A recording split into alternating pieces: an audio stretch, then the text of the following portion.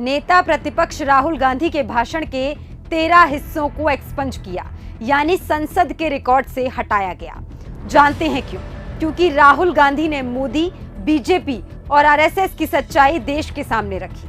अब मैं एक एक करके राहुल गांधी के भाषण के एक्सपंज किए गए हिस्से आपको बताऊंगी। पहला, बीजेपी के लोग 24 घंटे हिंसा, नफरत, असत्य फैलाते हैं।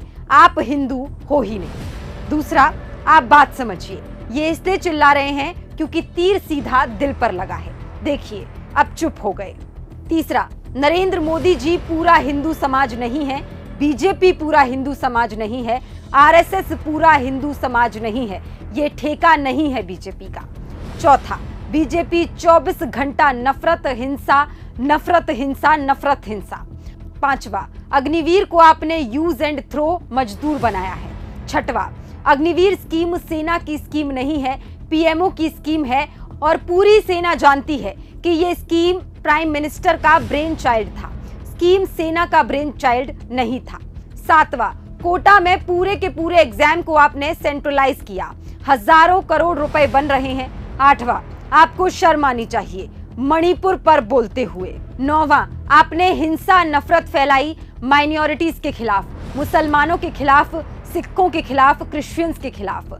10वां, अयोध्या के इनॉग्रेशन में अयोध्या की जनता को बहुत दुख हुआ क्योंकि इनॉग्रेशन में अडानी जी थे, अंबानी जी थे, दोनों के नाम गायब कर दिए गए स्पीच से। 11वां, अडानी जी वाला ऑर्डर आता है, बंबई एयरपोर्ट अडानी जी का ऊपर से ऑर्डर आता है, खटाखट खटाखट खटाखट ऑर्डर आते हैं, अडानी का नाम यहां से गायब कर दिया गया।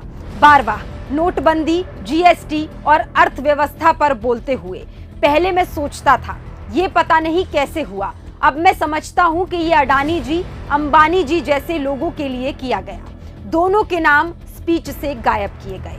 13वां, मोदी जी बैठे हैं, मुस्कुराहट नहीं, सीरियस नमस्ते भी नहीं करते, कहीं मोदी जी ना देख लें, प्रॉब्लम हो जाएगी।